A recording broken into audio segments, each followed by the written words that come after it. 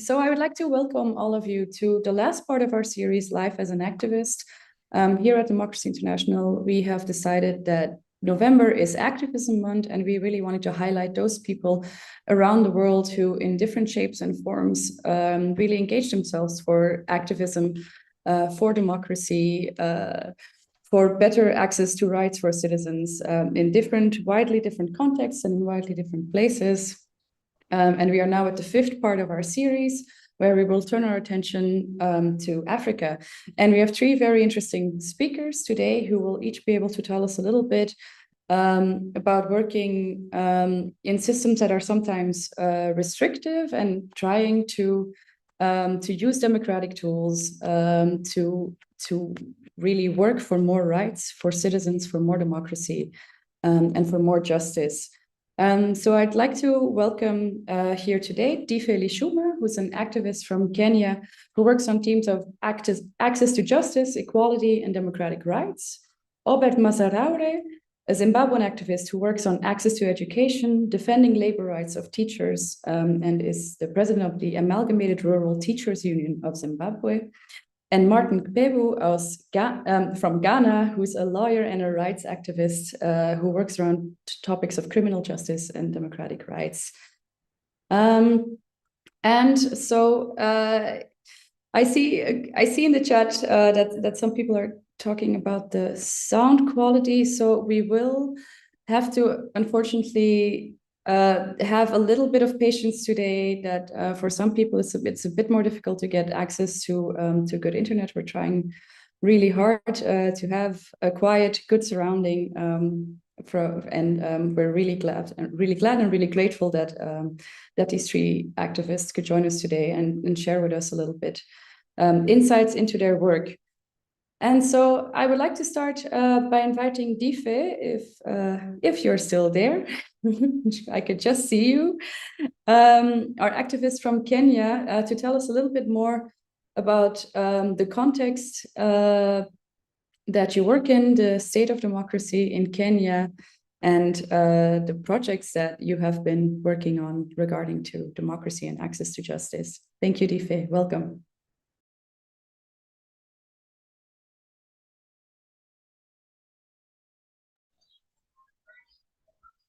Thank you, Caroline. I think I hope you can hear me well, because I've been having a little problem with these gadgets, Yeah. So yes, as you've mentioned, my name is Vichuma, or the famous name in the community is Dife. That is the name known by the people from the community. Yeah, I'm active a human rights defender. This means that we are still pushing the government to do what is according to the constitution, how it is supposed to be done.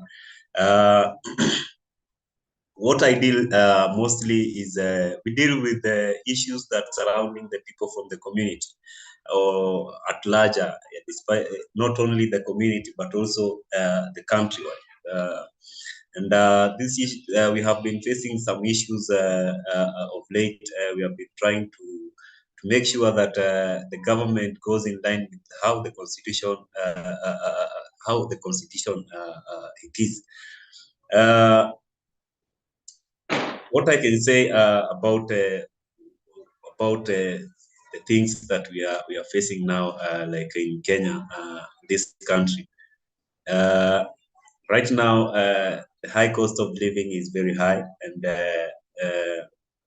we have been pushing the government at least to reduce the cost of living. A lot of people are suffering. We have people who depend on 1 meal a day, and that is not normal. That is something that the government should work, because in the constitution, under Article 43 of the Constitution of Kenya, it requires every citizen to have enough food. When we say food, is enough food that can. No one is supposed to sleep with empty stomach. And the government that we have now, they don't think of a common citizen. They don't think of a poor person, the people who live in formal settlement. I am from informal settlement. We are trying to change this narrative of people from informal settlement are gangsters, people from informal settlement are thieves. So it has it has been a challenge because this has made a lot of youths to lose their.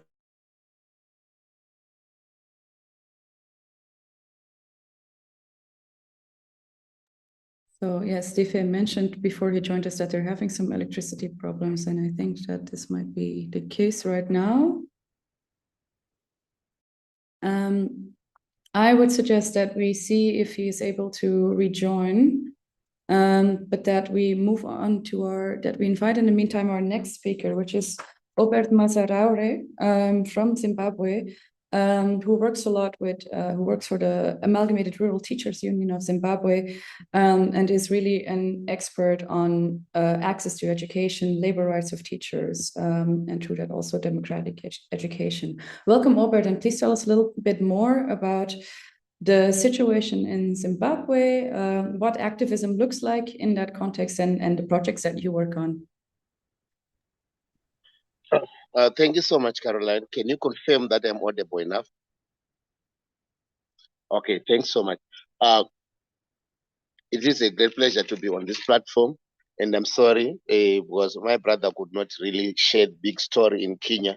But that speaks volumes to what we have in Africa, the issue of digital inclusion, where a lot of people are not even part of digital platforms, where big decisions are being made, where they can't be even be heard because of simple problems that can easily be solved. Africa has great potential to be providing electricity to its people, great potential to get its people connected, but the leadership is not really interested. So I'm speaking from a context where we have two challenges. I will speak to the issue of the local dictatorship, which is obviously determined to ensure that the people's voices are suffocated. But there's also a big challenge of how big corporates, big international corporates are also bullying our weak neo-colonial state, which is naked and prone to rape, to also submit to things that disadvantage our people. So these are the two twin challenges that we face. I feel it as a worker, I feel it as an educator, where I realize that when a big corporate wants to invade the whole school where we are teaching, they are allowed to mine lithium and extract and take it away, because my small neo-colonial state cannot resist it. But I also feel the local dictatorship, where those who are entitled, they feel the sense of entitlement to run over our lives. In my context, they believe they are entitled because they liberated us from colonialism. So we live obviously in a context where globally we face dynamics of regression of democracy. But at a local level, we have our own unique challenges. They are not very unique because you listen to other stories, people always tell you the stories where activists are abducted on a daily basis. Some are killed. We were burying one activist recently in Harare, our capital city. We have a challenge where our judiciary is captured. I'm speaking right now. I was appointed by one political prisoner who is facing judicial persecution. He appointed me just last week to be the national organizer for his solidarity campaign. He has been in prison for over 540 days now. But what was his offense? His offense was simply to speak out when a female political activist had been abducted and killed. He was the lawyer and he spoke out against it. And he was demanding justice for her, and he ended up being in prison, not those who killed the political. So these are the challenge of judicial capture, where your judiciary can be used against your people. I'm speaking to issues around rigged elections, like the one we are coming from on the 23rd of August, where the people's will is vetted by those who control the state institutions. We have the vote of the people being denied to be heard, and obviously people who appoint themselves to lead and prevail over us. I'm speaking in a context where the state institution can even go and make a follow-up on the institutions on the opposition itself and make maneuvers to even recall the people who were elected as opposition leaders and replace them with their own. So in such a context, democracy is really under attack. We feel it as teachers because we then lose our right to speak out, because when you choose to demonstrate demanding a living wage, the judiciary cannot even protect you. Your police officers cannot protect you because they serve the interests of those who have captured the state that is supposed to be for you. Now, we are not here to whine about our multiple challenges. We are here to try to sell the narrative to say how have we been coping with these realities. So the first issue which I raised about digital challenges, digital inclusion. We have people who are victims of disinformation, people who cannot even make informed decision because the regime in Harare has made sure that they are not connected to the internet. They do not have electricity, so they don't. But at least they will listen to the radio, which is controlled by the state. They will watch a bit of news controlled by the state. So to counter that, we are running a project to counter disinformation, where we are trying to set up some community information centers, where we are using some local area network which we create to say we create our own network around the place that it goes around 100 meters, which we then upload our content. So on a daily basis, we have progressive news that is posted on that. We trust our teachers are doing a good job to also continue to upload information on a daily basis, progressive news beyond the state media, which is obviously trying to propagate propaganda and disinformation. So people go to those information centers, try to hear information which is different from what the state is saying. We have established 7 so far, and we have with so many partners coming in. We are hoping that by the end of next year, we have bigger centers, up to 120 centers across the country. And we are hoping that this can go a long way to ensure that our citizens are informed on what is happening in the world and at a local level. So that is the first thrust, but there is also a second dynamic where our leaders, because they are not elected by us, they want to impose their will on us. How we have chosen to deal with this is then to say, we want to set a bigger narrative that is bigger than their propaganda so that they can be forced to consult us. So, for example, when they want to announce a national budget, they want to announce a 2024 budget. We know what we want in education. We know what the people want. We know what people want for labor. So we write the alternative budgets that we have been selling. So for right now, we have already have a detailed budget proposal for education, a detailed budget proposal for labor. So for them, for them to impose their will in an annual national budget, it's almost impossible because people are already informed with the alternatives that we are already profiling. And we have seen government at times stepping down and also consulting to say, how do we compromise on these issues? Things that ordinarily they would never have done if we had not failed to raise the bigger issues and even to try to preempt their unilateralism. So we've tried to do that, and it has worked for us very well. But we have also gone a step further and say we want to push back against repression using research-based exposés.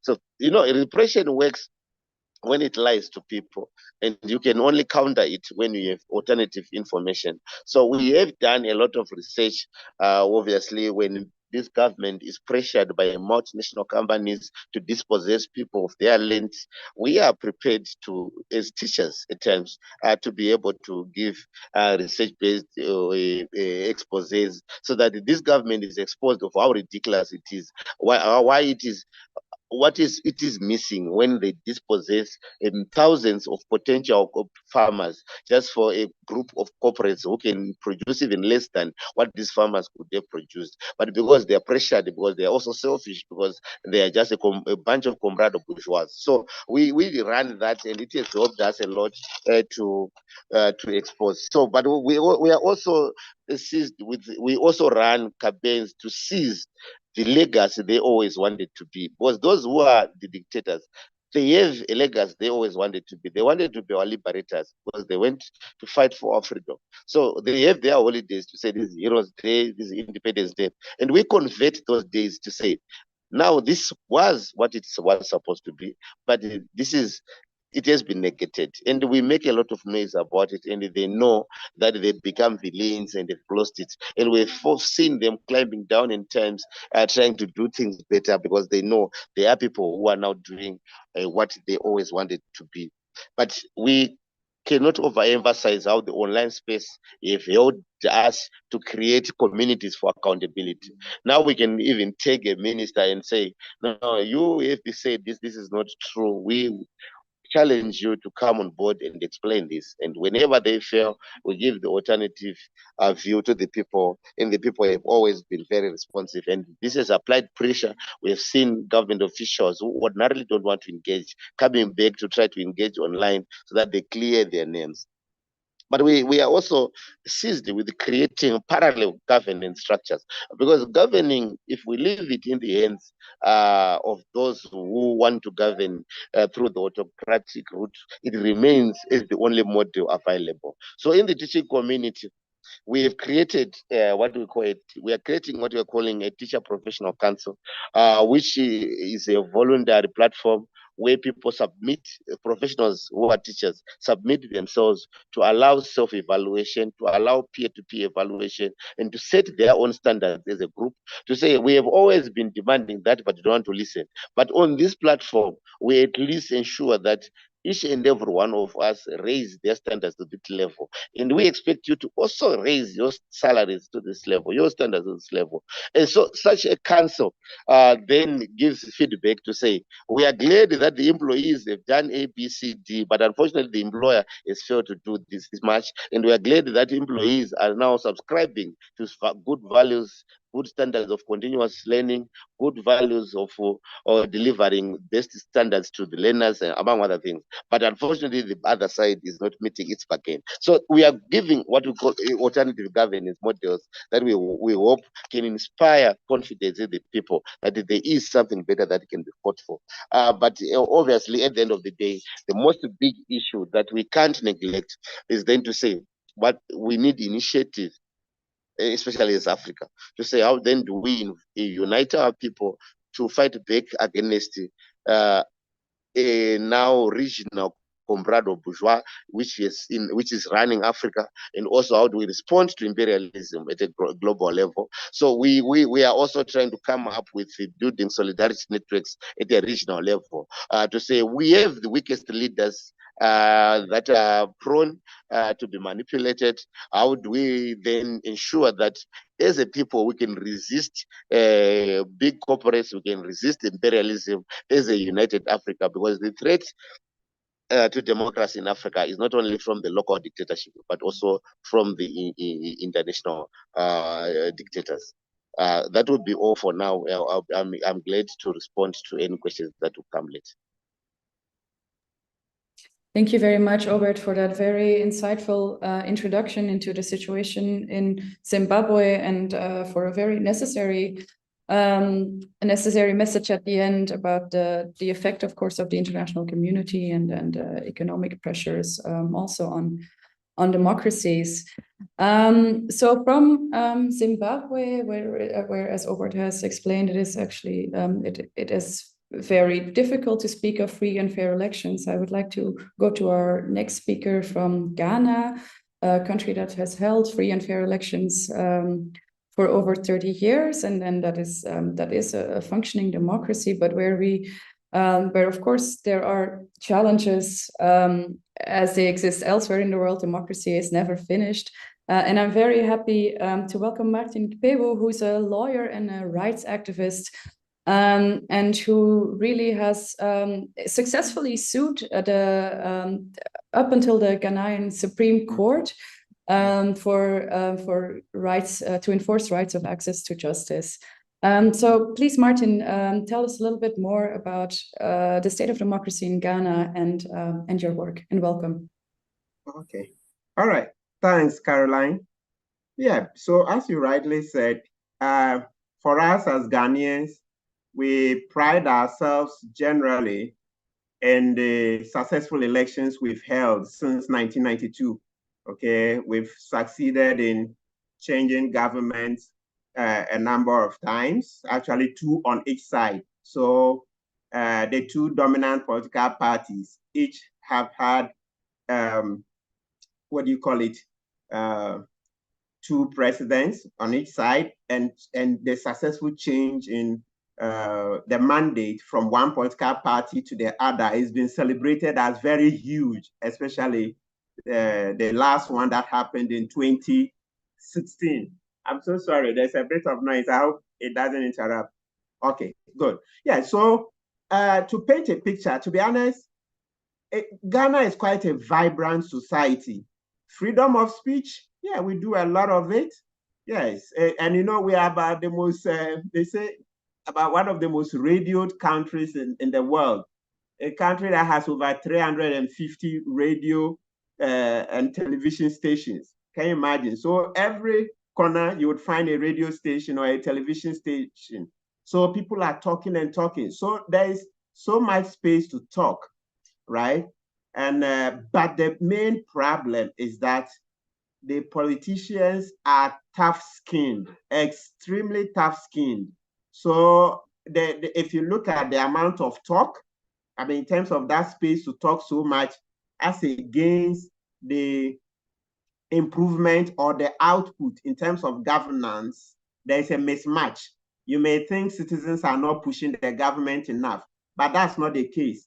It's just that we are not lucky. The politicians are tough-skinned. They won't listen, partly because the understanding is that part of the noise we make on radio, I mean, in terms of pushing for governance, I think they understand it to be hypocrisy. And then also that we don't have the stomach for a real fight. So let me repeat this point, maybe because we don't speak the same kind of English. So let me say, Caroline, people go on radio and complain, and corruption is very high in Ghana. Yeah, the corruption is very high. The current president is a very corrupt president, okay? We've been calling him out countless times. He's very corrupt. And now, if you Google my name on the net, you see several times I've accused him of corruption. So many people accuse him of corruption. But it's just like, okay, you guys have your say, and I have my way. So that's the challenge we're facing. You can have your say. So you can go on radio and TV and call the president corrupt and everything for all you like, but he's just not going to mind you. They will just continue business as usual. They will just continue to give contracts to their cronies, right? That's the sad reality. So we've reached a point where it appears the conversations are not effective enough. That's a problem.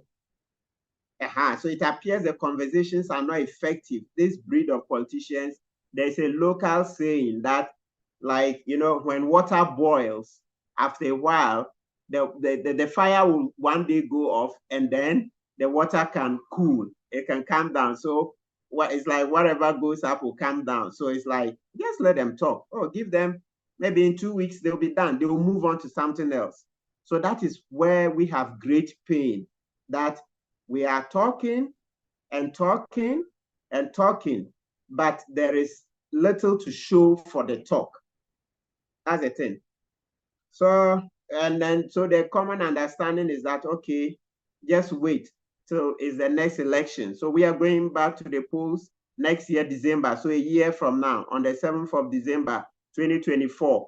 So right now, the sentiment, the mood of the country is largely ready to push the current government out because of the corruption and the mismanagement, you say. Yeah, so that's the general picture. Yes, I see my brother spoke about living conditions. Yes, Ghana too, you know, because we talk a lot, we sort of drown the very poor people. Because we're always talking and pushing for better governance, we don't pay too much attention to the poor. Yes, they are largely forgotten. But let me mention that there's a government program that supports about 350,000 households, the very poor ones. But we are pushing for the numbers to be increased.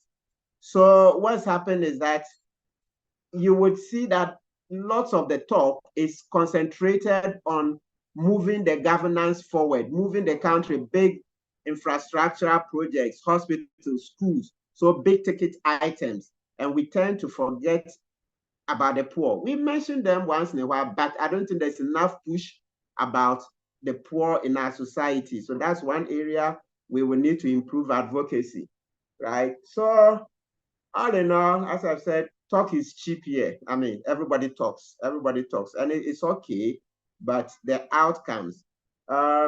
You look at freedom of the press, because this government has been very poor at it, so we've been retrogressing. In 2018, we were the best in Africa and the 23rd position globally. But as we speak now, in the last 2 years, we have retrogressed. In 2022, Ghana was 60th globally, 6-0. We will place 60th globally in terms of world press freedom. And then 2023, we moved 2 steps backward to 62nd. So I mean, it's terrible on paper. That's the attacks on media. But it hasn't stopped people talking. We keep talking, except that the attacks on press freedom have increased, but people are still talking. So the number on paper doesn't reflect the reality. There are still enough people talking. We've been talking. I don't see people attacking me that much, but some people get attacked. Yes, you know. So that's it generally in terms of the picture. Economics, as I said, the government has mismanaged the country. They over-borrowed. They borrowed more than they were supposed to and didn't channel the money into ventures that could help repay the loans. So it just happened that eventually we couldn't keep up with our payments and the government went bankrupt last year. And so food prices skyrocketed. Part of it is due to the COVID-19 and also the Russia-Ukraine war, but that's not all of it. The dominant factor is economic mismanagement. Yeah, this government is extremely corrupt, yes, and we've been tongue lashing them. We've been calling them out, but I mean, we are not getting as much results as desired. So, I mean, that's the overview. Yeah, in terms of Ghana. Thank you very much for that, and we'll certainly get back to you with some follow-up questions after this. But first, I would like to see. I see that Dife, our activist from Kenya, has tried to join again, and I just want to see if we could get him online, and if it's possible for you, Dife, to continue your introduction if you're connected now.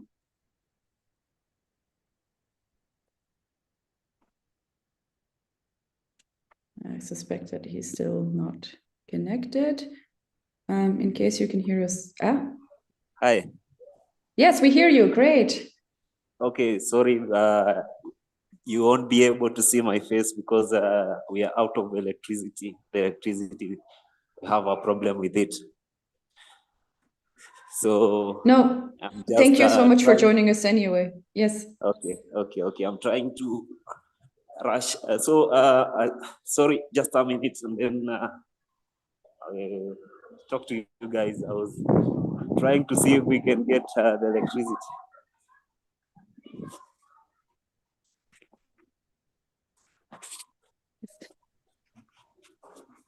So, are you able to talk now, Dife, or do you want to take another couple of minutes? We can continue our discussion otherwise here. Okay, I think I can talk. So as I was saying, in Kenya, this country, the citizens are going through a lot of challenges, especially with the government that the current government that we have now, the regime that is running now.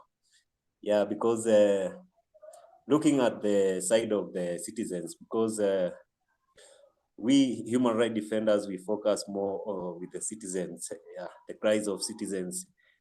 We always call ourselves, we say we are the eyes and the voice of the community. And by saying this is because what the community is crying about, we try to push it to the government to know that there are people who are living in formal settlement, there are people who are hungry. And sadly, I can say sadly, the government that we have doesn't care about the local citizens, doesn't care about the people of this country.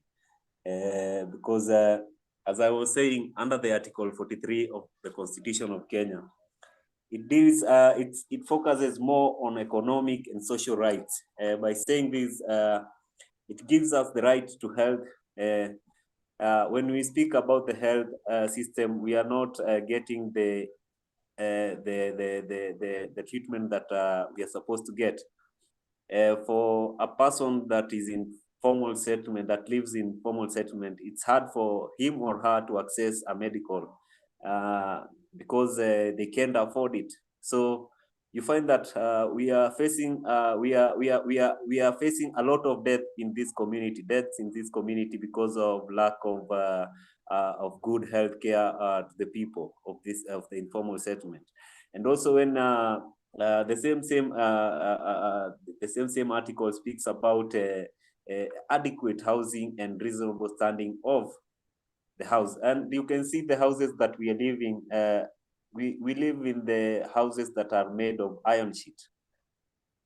We call it mabati, and that is not the life that the Constitution refers to.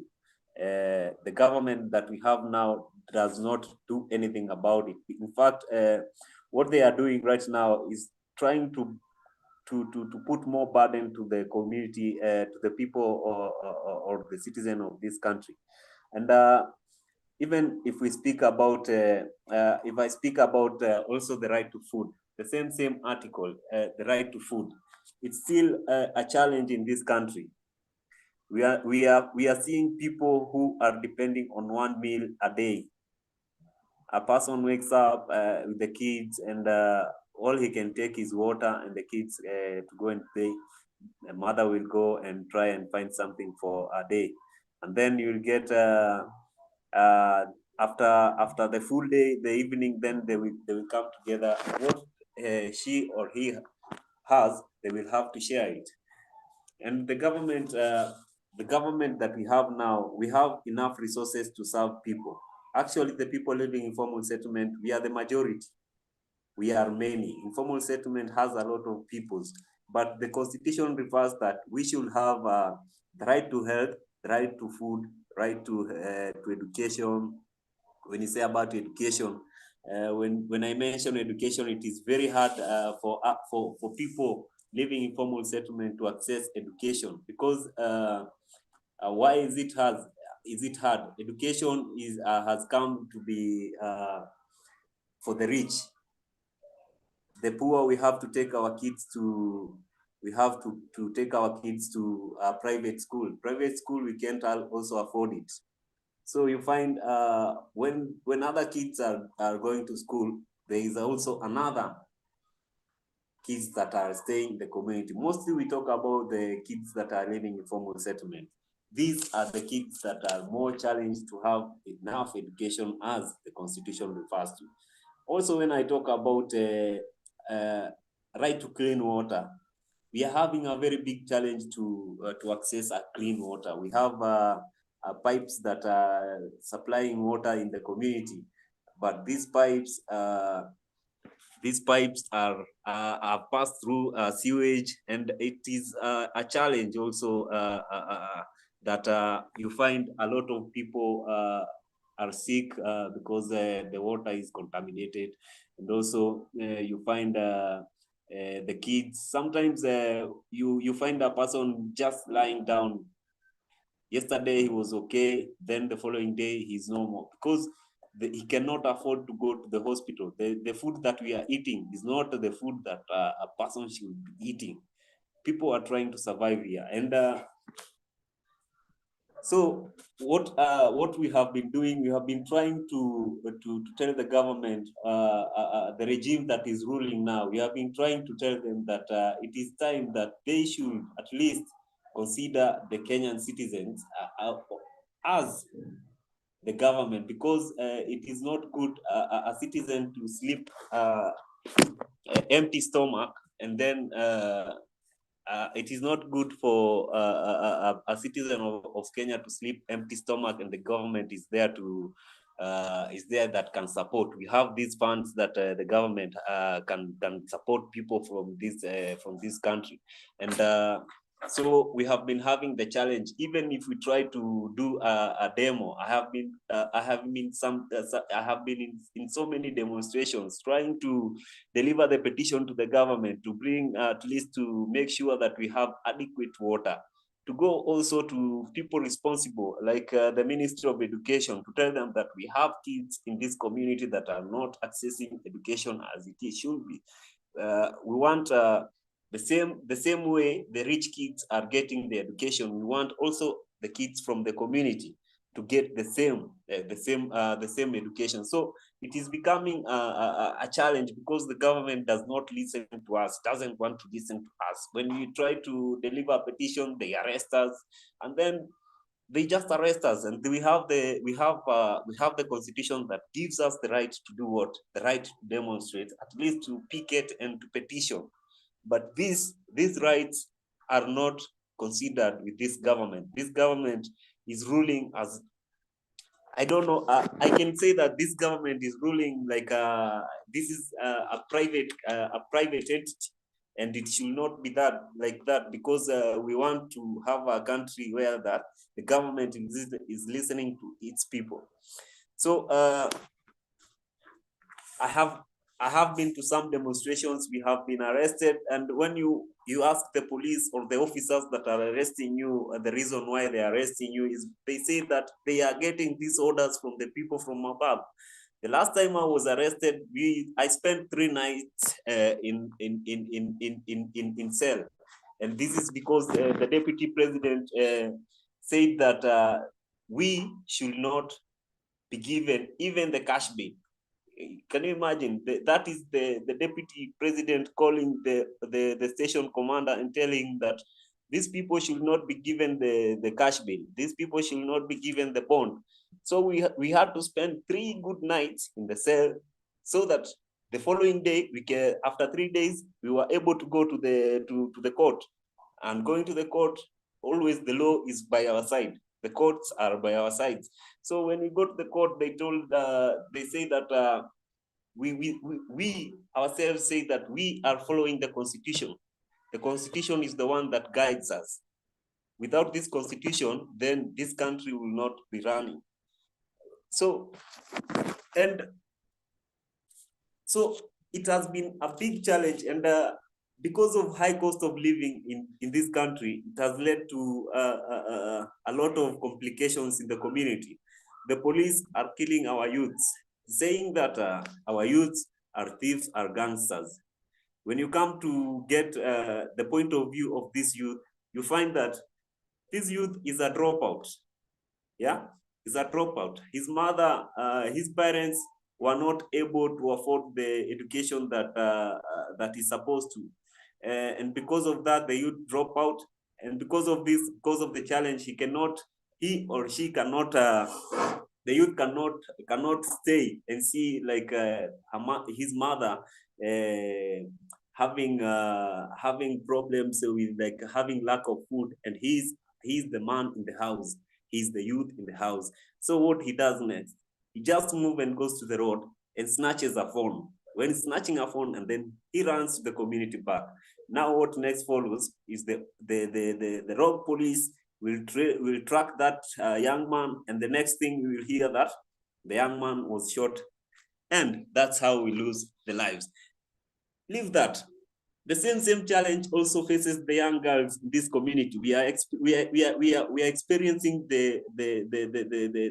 these young girls getting married at very young age, the age that is not supposed to be married. They are supposed to be in school, but because of lack of funds from the parents, and because of lack of a good system from the government, it is now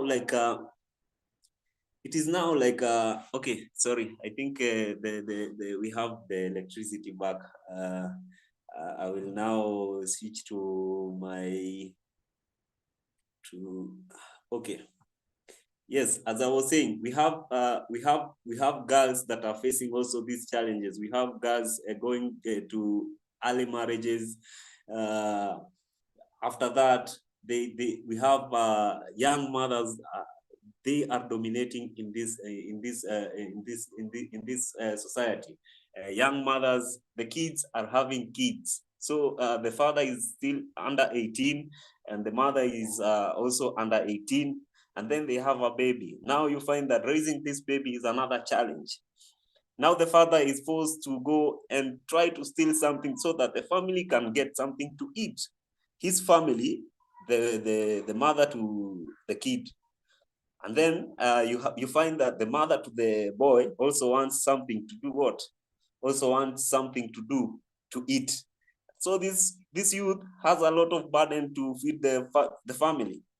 He's thinking of feeding his kid and the wife, and also he is also thinking about how his mother is going to survive. Now this youth, what next happens? You will find that this youth, after snatching the phone, he's been killed with a bullet. A whole police officer with a training a youth like that one he shoots the youth like that one with a full magazine without even thinking twice. Yeah. Just a minute, I changed to.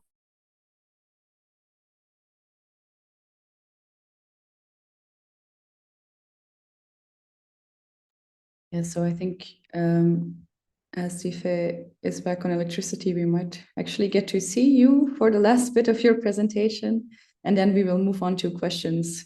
I see a lot of people are posting questions in the chat. I also have a couple of questions for our speakers.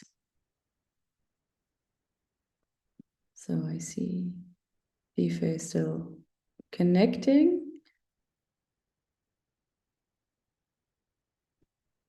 Can we hear you now?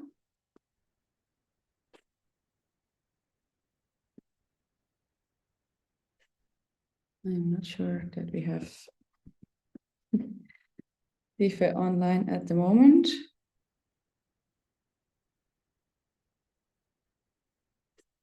Okay, so maybe we can use this opportunity to go to a couple of questions. I have some questions for. Yeah, sorry, there's a bit of an echo.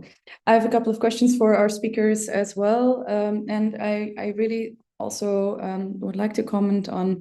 I think what many of you have touched upon, and what I really think is an important context to take with us here today, that of course economic inequality and economic differences not only make that there are populations who are extremely vulnerable and therefore actually deserve or need more access to democracy and democratic tools and justice, and at the same time are just less able to access these instruments and to make use of their democratic rights. So I think that's a very important point that has been touched upon by all of our speakers here this evening. And I would like to ask to all three of you, because I think all three of you have mentioned, or I know that you have experience enforcing democratic rights through the use of legal instruments, for example, through court cases. And I was wondering if you can give us, for example, Robert or Martin, if we could hear you, if you could give us a concrete example of a way that you have used to really enforce democratic rights in the past. And if there are other, so legal instruments is one way, but there's maybe also other strategies. We're also thinking about activists who are watching this in different countries and who might want to take some inspiration from this. So successful strategies that you've used to really enforce democratic rights of citizens. Martin, I see you're unmuted. Go ahead. Okay, right. So I have done a number of cases, I think at least 4 of them successfully, to enforce democratic rights. They are all in the area of the criminal justice system. So it started with, so let me just go through them briefly. So you sue in the Supreme Court, okay? You take you sue the government in the Supreme Court for the Supreme Court to look at it. There is a breach of the Constitution. So these are the four main areas. One, there was a law that permits the government, or let's say the police, to arrest a bondsman. When we say a bondsman, meaning when a defendant has been admitted to bail, the person who signs the bail bond for him, the person who guarantees that the defendant will come to stand trial. In Ghana, in a criminal case, we call the defendant an accused person. So the person who signs the bail bond, he could be arrested and sent to jail for 6 months if the defendant, or call him the accused person, absconds. If he absconded, and that law has been on our statute books for since 1960. So the Supreme Court agreed and they canceled it. So now, if you sign a bail bond, if you're a surety and the accused absconds, you're just asked to pay the money, the bail bond you signed. It means pay the money on the bond. Of course, you can ask for a discount. That's another matter. Then number two, that's the biggest case. It's called the non-bailable offenses case. So they had 12 offenses for which the defendant or accused person would not be granted bail once he was arrested by the police and once the case was going on in court. And you know, these criminal trials generally take long. It takes a bit of time. Some could even go on for 10 years. So if somebody was accused of, say, rape, defilement, that's statutory, rape, murder, robbery, subversion, treason, piracy, escape from custody, narcotic offenses. For all of this, the person could be kept in jail till the end of the case. So it didn't even matter that he was innocent. So that's the second case, and the Supreme Court said no, that was unconstitutional. So those offenses were struck down. So now, at the beginning, the judge will assess the case. If he thought the defendant should be granted bail whilst he attends court, they grant. If he thinks no, then he refuses the bail. But even if he's refused, the practice is that sometimes if you went back to the court for bail 1 year later or 2 years later, the chances were higher, even for murder. So that's the biggest in the cases. Then also, thirdly, there's a case where defendants could be arrested and kept in custody beyond 48 hours. The Constitution grants that the police can keep a defendant for only 48 hours, within which they must go to court. But the police could arrest on a Friday afternoon under a pretext and take the person to court on Monday, because they would say there's no court on Saturday, there's no court on Sunday, and then if there's a public holiday on Monday, that means 4 days. So the Supreme Court struck that one too down. So now there's provision for Saturday, Sunday, and public holiday courts. The implementation is a challenge, but gradually we'll get there. Yes, these are the three main ones. The fourth one is about domestic violence. The government is supposed to pay the medical bills of persons who suffer domestic violence, but the government isn't doing it. So I went to court and the court agreed. Our implementation is a challenge. So I've gone back to court. We're trying to push for the implementation. I think these are the four main cases. There are other cases, but I think these are sufficient. Thank you very much. Yes, we do have limited time as well. I wanted to see, Dife, are you reconnected? I think he is not, and we have even lost Obert. Dife, Sorry, yes, guys. okay. I think we'll have just to use the audio because I'm having some difficulty with the electricity. No problem. So I wanted to ask you quickly to talk a little bit about legal instruments that you've used to enforce democratic rights. I know that you have you've mentioned that the Constitution is a very strong protection for democracy activists in Kenya. But I was wondering also if you could give us a couple of examples of other strategies that you've used and that maybe people in other countries could use as well, to really use the legal instruments that are available to enforce democratic rights. even in contexts that are sometimes difficult. Yes, when I speak about how about the democracy in this country, I think we're having a challenge with the democracy.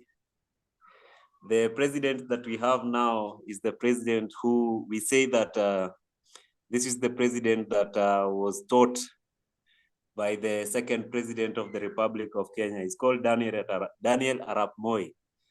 And that president used to be a dictator.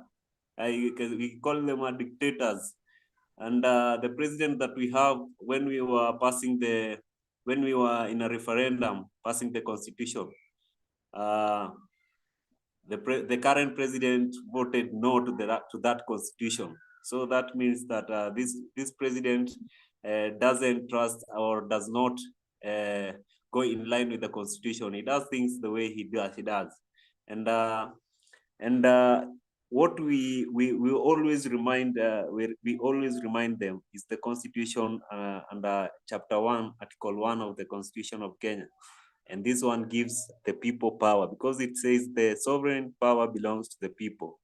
And we are the people. So that means that we have these powers and we exercise them by electing our leaders to go and represent us. And when they fail, we take the matters in our own hands. And doing this, we draft the constitution, we draft the petition, we pick it, we take the people from the community with the signatures to the petition and take it to the government. Now, why am I saying this? This government does not go in line with the democracy. We have heroes who fought for Kenya to be a democratic country, and we are glad because there is a time that people used to talk to government through Twitter. By that time, now it's X. We used to, when we want to engage the government, we used to do online campaign, because when we try to reach them, they block the road. When we try to reach them, we get arrested. Now, the only space that we have that these people cannot get to us is through social medias. So we have campaigns that we do online, and by doing this, they have no other ways but to respond to us. What we do, we organize the masses, and we get the challenges that we have all together and try to push it so that they can respond to it. As I said earlier, the problem with this government is that we are being ruled by a student of a president who was a dictator. May his soul rest in peace, but it is what it is. We have to call it like that because they are the people who made the country to be like this. I have to say, just a while back, the president now is trying to do things on its way, because in Kenya also we have this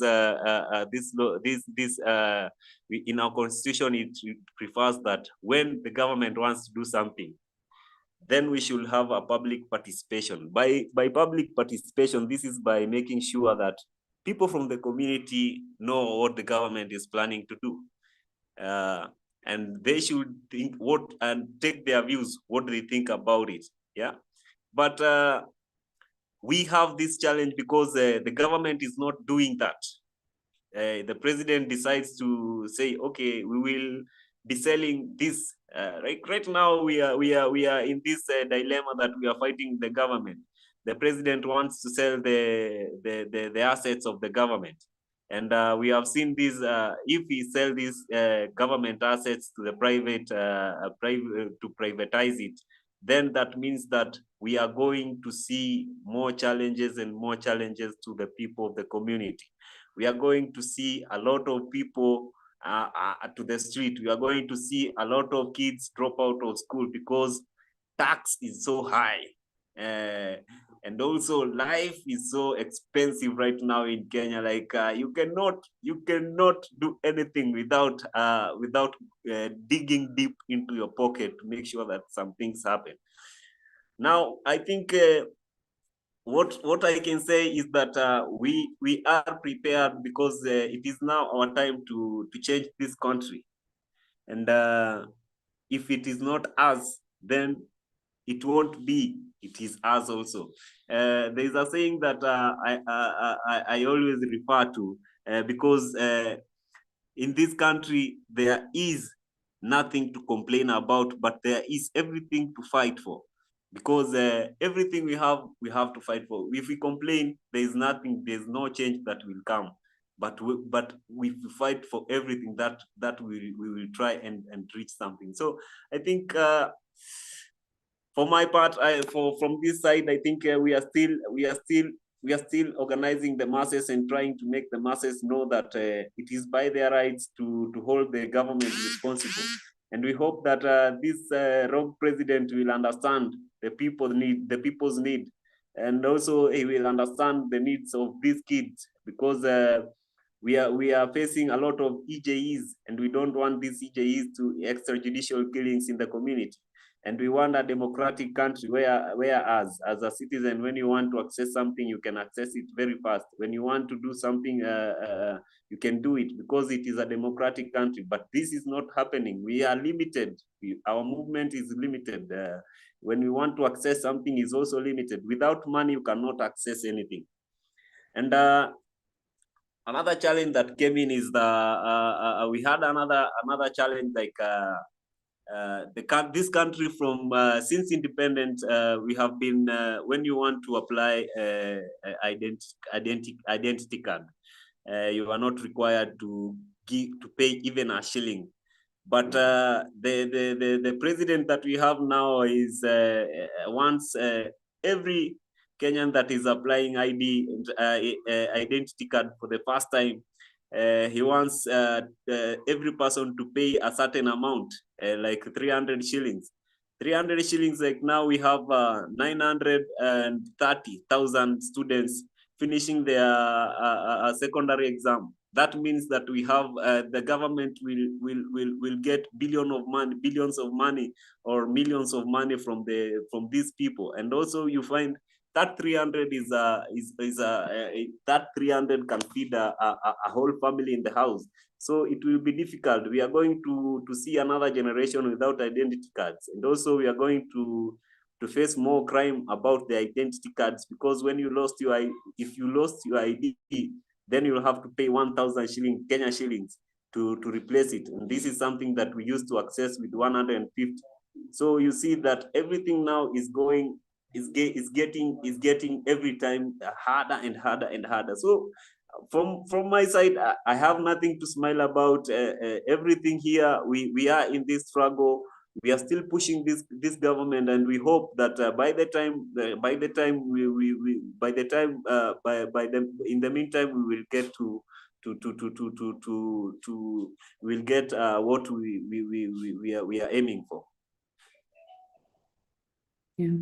Thank you very much for that, and thank you also for sharing a little bit with us your experience with petitions and other tools to try and enforce at least a little bit the rights promised to citizens by the Constitution.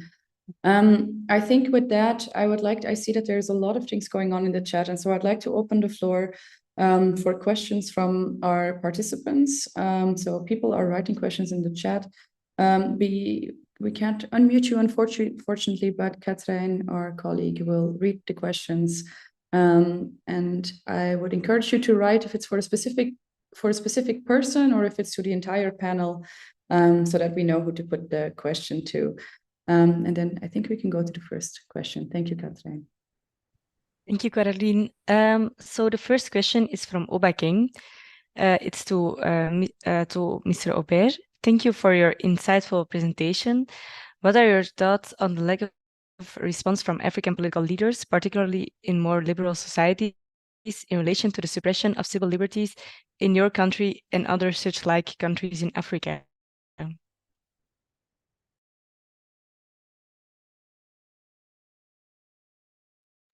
Is he still with us?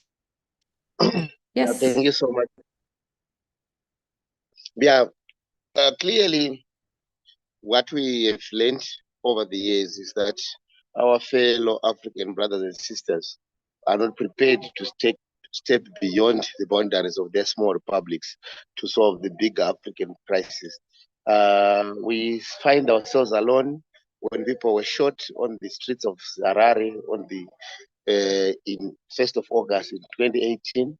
We found ourselves alone when our elections were clearly rigged. The reports from SADC, the Southern African Development Community, were so clear that the election in Zimbabwe has been rigged. The EU report was clear. All observers were clear. Even our own Zimbabwe Human Rights Commission report was clear that the 2023 elections were rigged. But what we have done is to try to then engage our brothers and sisters across the region to say, this is the crisis we have. Can you apply diplomatic pressure on Harare so that Harare can also, the regime in Harare can be able to reform, then Zimbabwe can get a democratic breakthrough and transit to a proper democracy. But unfortunately, there isn't much, because what you then have is there are benefits to deal in Harare. You have maybe the president of South Africa has business interests in Zimbabwe, another president elsewhere has business interests elsewhere. They will treat each other like a club.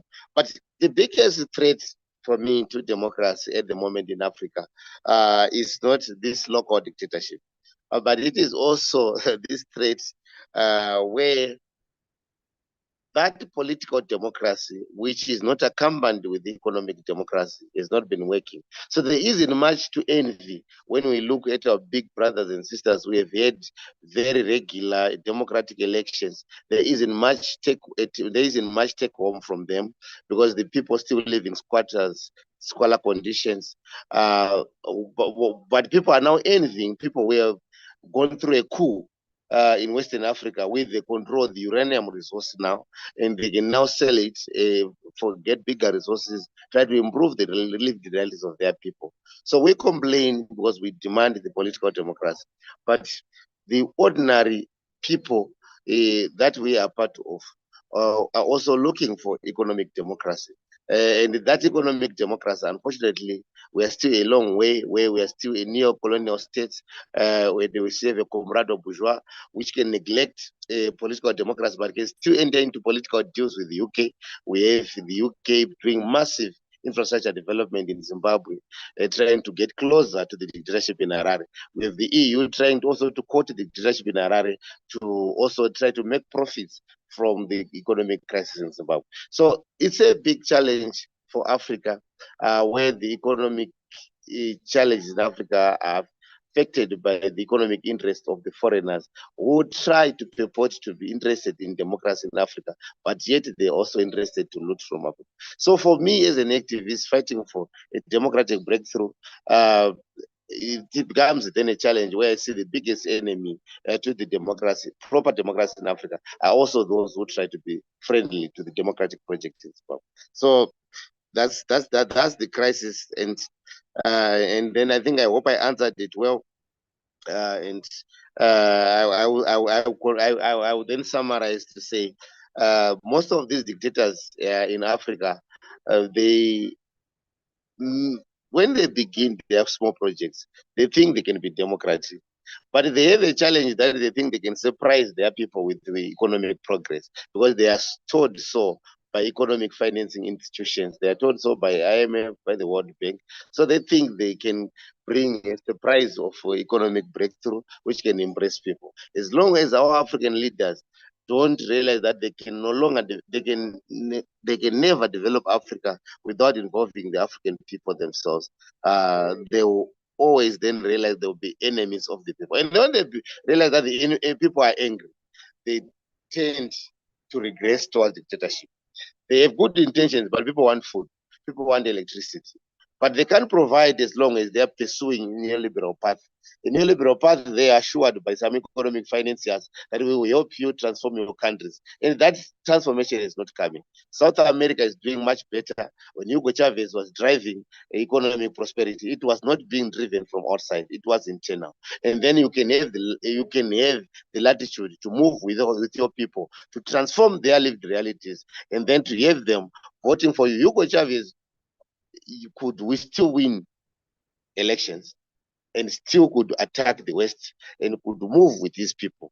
But we have these tin pot dictators who have no economic solutions for the problems, who are ready to kill their own people to preserve their hold on power. The power they are not even using to transform their own countries, but the power they are using to sell out their own countries to other republics.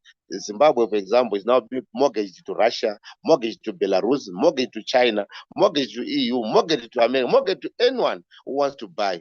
But the people in Zimbabwe will get poorer and become more angry. And then they will have to confront their dictatorship. And one day, the dictatorship will give in. But so as long as there is no economic plan linked to a political democratic project, at the end of the day, this chaos will remain permanently part of all of that. Yes. Okay, thank you you very much for sharing that. Sorry, Katrin. I just wanted to mention that we will continue to take questions from the chat. But in the meantime, we will also launch a short poll. We have a couple of questions from all of the participants in this session. We need to know this because this session is funded by Engagement Global and the German Ministry of Economic Cooperation and Development. And for that, we need to measure a couple of metrics. It's just your age and so on. So if anybody who wants to can take the time to just fill out the questions, it's very short. And then in the meantime, we'll continue taking questions from the chat for our speakers who joined here.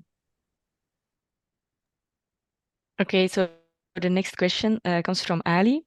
Ali Hindi, please comment on the role of military and regional spoilers in sabotaging transitions to civilian rule and democracy.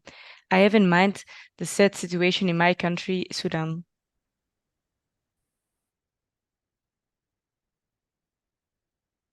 So if any of you have thoughts on that and can comment on this comment of Ali.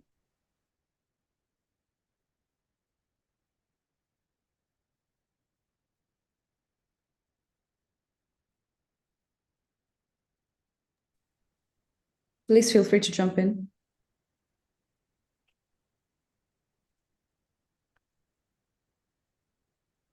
No? Okay. So then I think we should move to the next question. Yes, the next question is again from Obaking.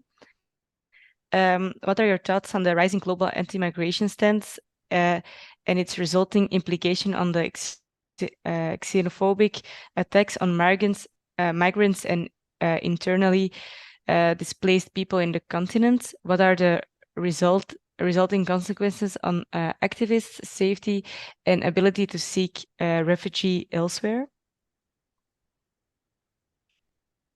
So if any of you have a comment on that.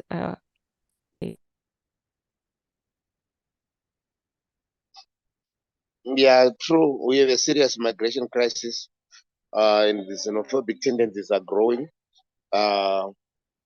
And it's very unfortunate that the same people who are engaged in plunder, they would go to a republic, a small republic, small sweatshops in Indonesia. People work very hard there, produce the resources. The wealth is accumulated by big corporates, where the retailers maybe are in America to sell the Nike shoes, and when the money is being made, they don't care about those people who produce the wealth.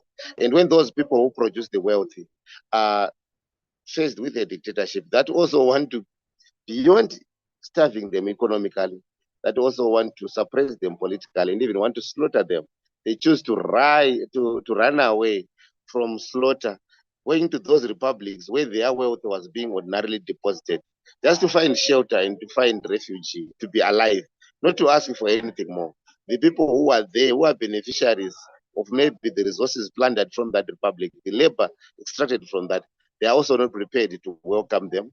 They believe that they have a God-given right to enjoy whatever was plundered from those republics, whatever labor was extracted from those republics. And so as long as the global village is interconnected at a profit-making level and not interconnected at a people-to-people solidarity level, we will remain with serious migration crisis. In our region, in southern region, we know that we have people who have gone to work in apartheid South Africa, produced massive wealth because they were working in the mining areas there. And all of the profits that were made, all the infrastructure that was developed was because of the labor of those people. We have also people who have traveled from Malawi to our country at some point. But when a Malawian who produces the wealth is viewed by a Zimbabwean, back then when Zimbabwe was functional, they are unwanted. In South Africa, Zimbabwean is unwanted, but they produce the wealth, but they remain unwanted. So we will remain with the refugee crisis of the xenophobic attitudes as long as there is no people-to-people connectivity, but there's only profit-making connectivity in what is called the global village, where the ordinary people who benefit from the sweat of people elsewhere, who benefit from resources planted from elsewhere, don't even understand how they go to get the kind of life they get, that they get it maybe from the process of plunder, from the process of colonialism, from the process of massive exploitation of cheap labor, and they enjoy that. And when they see those same people who produce the wealth they enjoy coming to their jurisdictions, they look at them as enemies who want to steal from them, not as ordinary citizens who also deserve a decent living. Yeah, so yeah, it's a big challenge, and it can only be addressed with economic emancipation at a global level.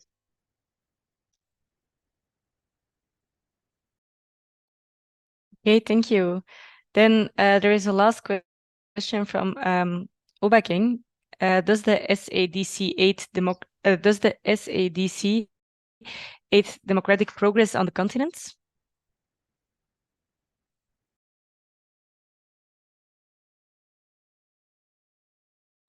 I think I'm the only person from SADC, because I think SADC, Exactly. that context remains Southern Africa. Our club, that club for the comrade of bourgeois, the looters, our black oppressors, that club really hasn't done much. SADC, for some reason, we took time to get freedom from colonization, independence. I think most of the SADC countries, including Zimbabwe and South Africa, were the last to get their independence. South Africa getting independence from apartheid in 1994, Zimbabwe around 1980. So what is in SADC at the moment is some solidarity among the liberation parties, those parties that were created from the liberation struggles that were fought to fight for liberation from colonial settlement. So now they take it as an absolute right. They feel entitled that they can exploit their people, they can slaughter their people, they can loot as much as they want because they think they brought the independence. In other countries, people have progressed because some countries like Ghana, they had independence way back. I think it was in 1959 in Ghana, but we only had it in 1980 in Zimbabwe. We only had it in 1994 in South Africa. So those people who claim to have liberated us are still very much around and still influential, and they are friends. So that club called SADC is a club of these former liberation parties who claim to have done us a favor and brought independence, and they're still all around. So they don't look at the contextual realities now. What are what is the agents of now? The agents of now, we have a young people who also want to enjoy their civil liberties, who want to enjoy freedom of association and assembly. They don't care about what that. What they care about is that the ZANU-PF party in Zimbabwe is fought for independence, same as the ANC in South Africa, same as SWAPO in Namibia, same as Frelimo in Mozambique. So their connection, they are organically connected because of that past, and their project is to maintain the hegemony of the liberation parties continuing to govern Southern Africa. So they are not going to call each other to order. When the ZANU-PF rigs an election in Zimbabwe, we don't expect Frelimo from Mozambique to call ZANU-PF to order. We don't expect ANC to call ZANU-PF to order, because they are the same project. They pursue some interest of hegemony preservation as a liberation project, which is very unfortunate. And we are glad that there is a new generation of political leaders who are also trying to wrestle power from the established liberation war heroes of the region. And if we get these new parties taking over the leadership of different African countries, of different SADC countries, then maybe we can then have a democratic breakthrough where we now have a SADC which is genuinely for the people, but not just for the legacy of yesteryear of reported independence, an independence we never achieved. Okay, thank you. And then the last question is from John Bosco. His question is, what should we do to stop donors from funding dictators? Because dictators are so powerful because of funds.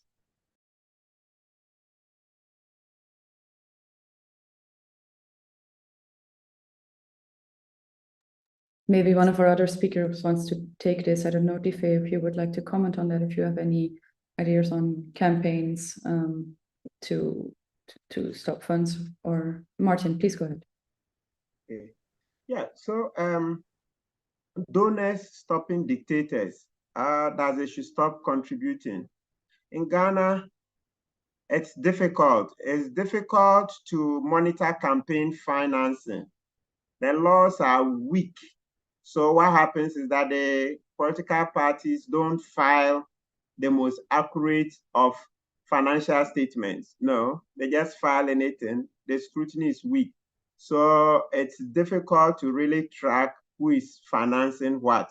And it's an open secret that, look, big businesses donate to these political parties so that when the party, any of them that wins, the big corporations can get big contracts. So really, we are now making noise about it, trying to see how we can tighten the law, but it's still a way off. We still have a long way to go to tightening that law because there isn't enough muscle, there isn't enough interest from the ordinary citizen. The ordinary citizen doesn't care too much about campaign financing.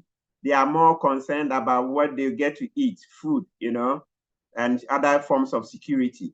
So the conversation has to go on for a while before subsequently we'll think about passing a law. Right now, we are most interested in getting a tighter asset declaration law because the politicians are stealing a lot and the asset declaration law is weak.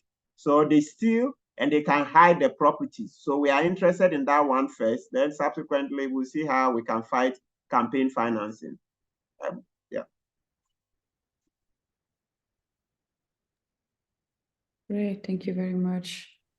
I think Dife is still having connection issues.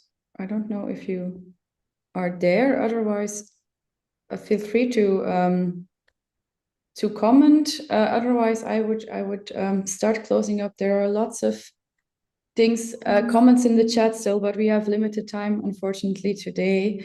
I would like to thank all of you for sharing your experiences from very different contexts, and also from very different contexts than what we've heard in previous webinars. And at the same time, we see that democracy activists all around the world face similar challenges a lot.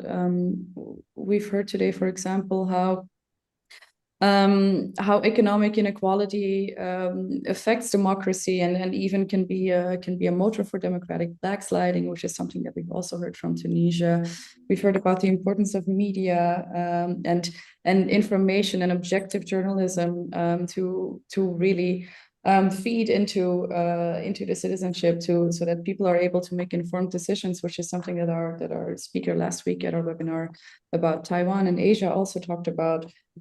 So that really nails down our point with this webinar series to show that democracy is also a universal value that people everywhere are willing and need to live in freedom and equality, and need to have the ability to shape the conditions that they live in and to shape the decisions that shape their lives. And so before we go today, I would like to invite all three of you, if you can, if you're not having connection problems, to give one last comment. And I would ask you to give us something that makes you hopeful for the future, something that makes you optimistic. Because we know that many people around the world who are watching this are themselves activists and working to make their societies better. And we would like to give them some inspiration to take with them. So please go ahead. Can you tell us something hopeful? Okay, I can start. Well, so basically, I think there's a lot of hope because when I walk around the court, I mean, I'm a litigator, I go to court all the time. I meet litigants who also in different cases, and they wave at me. Some pat me on the back, some shake my hands. They say, look, Martin, just keep on, keep going. Yeah. And so that tells you that with time, things will get better. Yeah, I get a lot of approvals because we are always on radio talking, TV talking, pushing the boundaries. So there's hope, right? Great, thank you very much for that. Life, are you connected? Are you able to share a story of hope or a point of light with us? Can you hear me? Yes, we hear you. Okay. I think before I give my final words, I would like to talk about. I saw a question about migration, yeah, and what in this community that we live in Mathare, not only Mathare, all informal settlements, we are accommodating a lot of people from other countries. We have we have this. Why we call this a society? Because it has a Africa in it. Because we have people from Uganda, we have people from Tanzania, we have people from Rwanda. Right now, the people from Burundi are coming in, and we have Somali people, we have Ethiopians. So the environment that I live, the environment that I am in, we are more of African. We have a lot of people from outside Kenya, and we consider them as brothers. We have nothing against them, and at least when they come in, at least we try and find something that they can hold on to, because we are all in this. We are all in this world to survive. Especially we that we are from Kenya. I can say that right now we are in surviving mode. Yeah.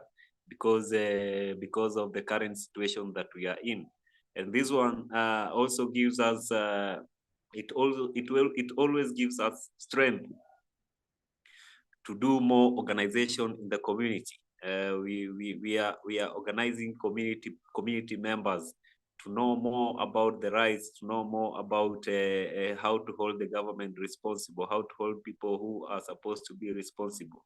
Like I said a while, there's a time that I said this. We are trying to hold these people responsible.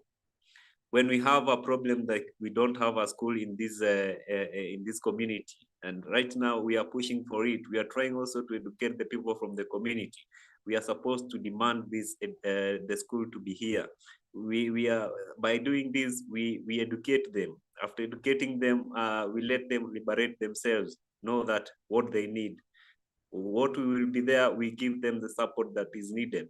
That gives us hope, because after training, after having a dialogue with at least 50 people from the community, we get at least 2 to 3 people who are interested to the cause, and then we take them to another level. So the growth is growing. I can say when we were forming the social justice in 2018.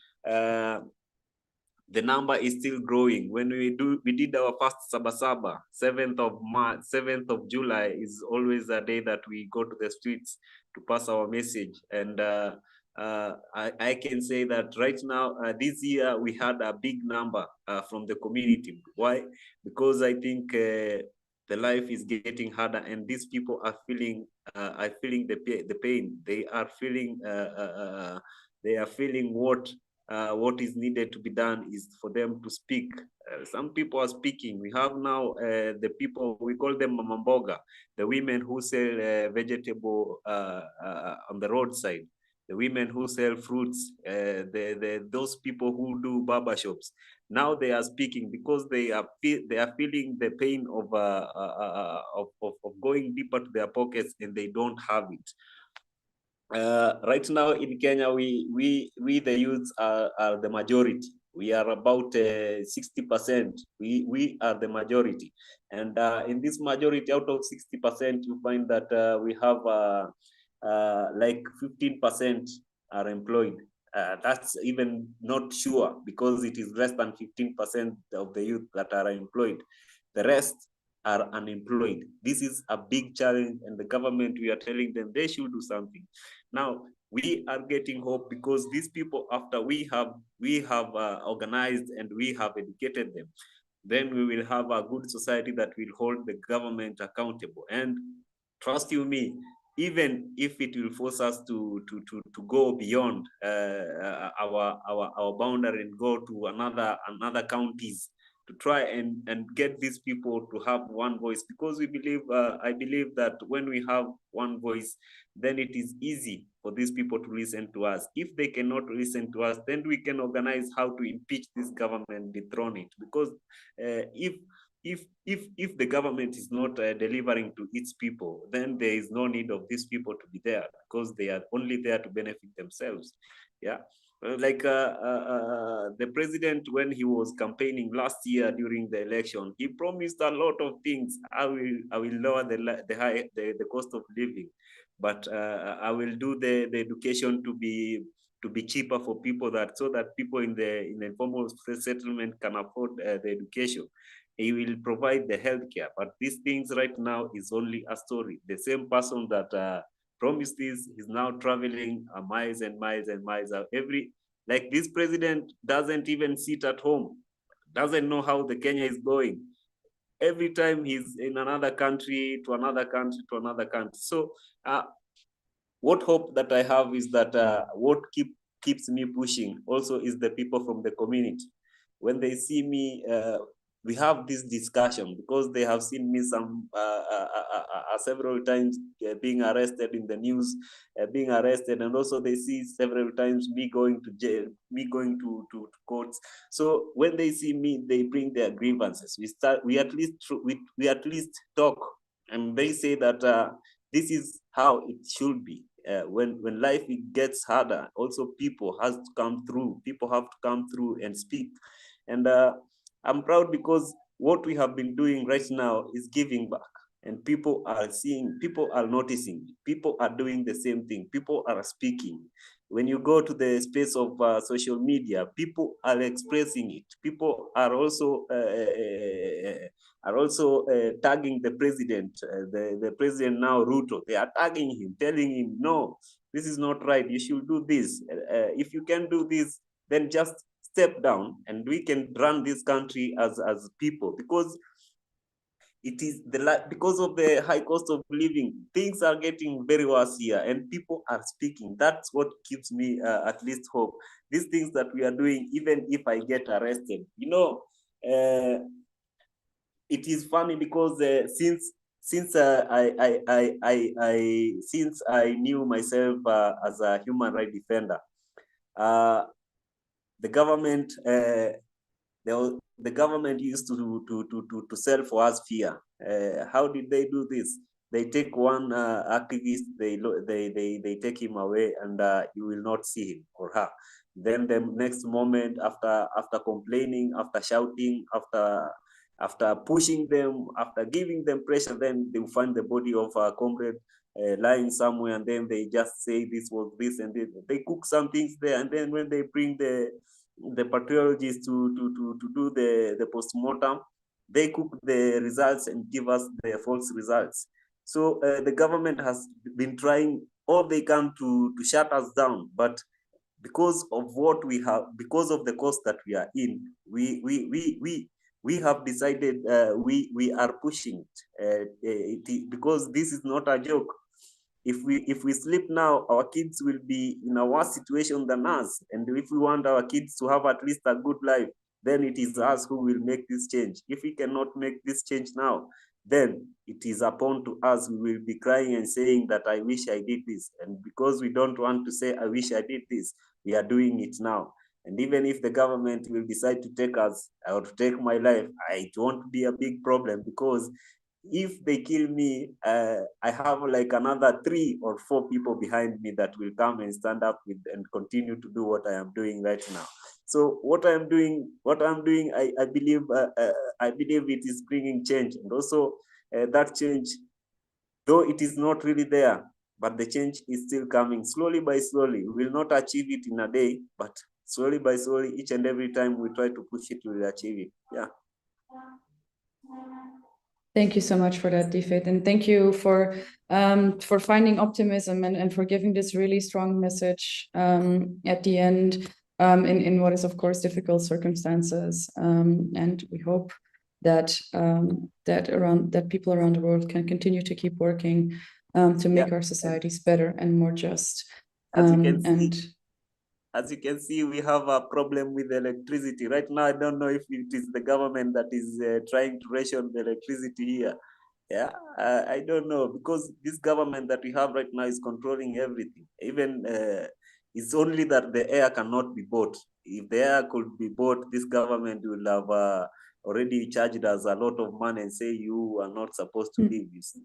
So I think we really need a change, and this change is not only in Kenya. This change is in the whole of Africa, the whole of the world, because the African leaders are only thinking about their stomachs. They are only thinking about how they will benefit themselves, but there is no one that is thinking about the people from the people of the country, the people of this continent.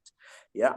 There was this, those who were before us, the patriots that were before us, the likes of Thomas Sankara, the likes of Patrice Lumumba. These people had the interests of people in their hearts. And because of that, we have these people, we call them IMF, World Bank, World Health Organization. These are the people who are destroying Africa. These are the people who are pushing the president to be puppets. Our president already is a puppet.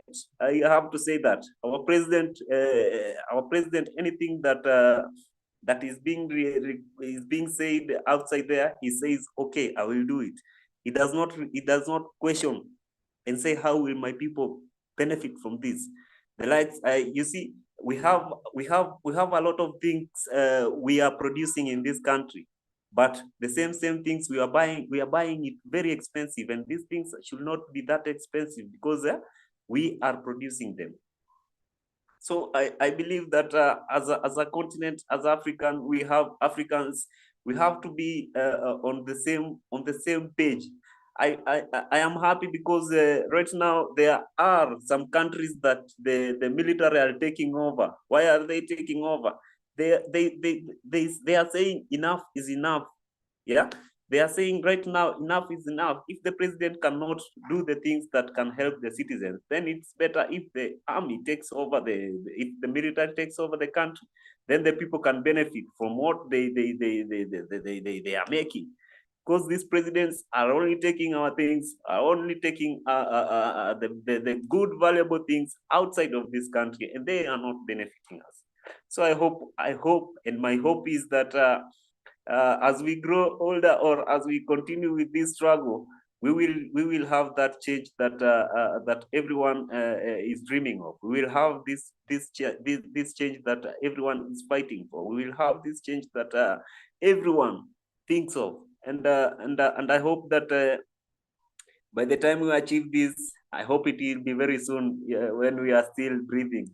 I hope we will see the fruits of what we are doing, God willing. Yeah, thank you very much. Sorry, I spoke a lot, man.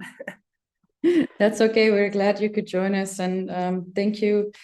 Thank you for joining us, even with connection problems. Thank you to our participants for joining and for sticking with us despite the connection problems. I think, as you can see, we could talk for much longer, also about the role of multilateral institutions, about the role of the economy, about the role of the army. We do hope that when democratic change comes, it comes from below, and it's not necessarily through a military coup. It can't be the idea to replace one dictator with another one, but to give people more power.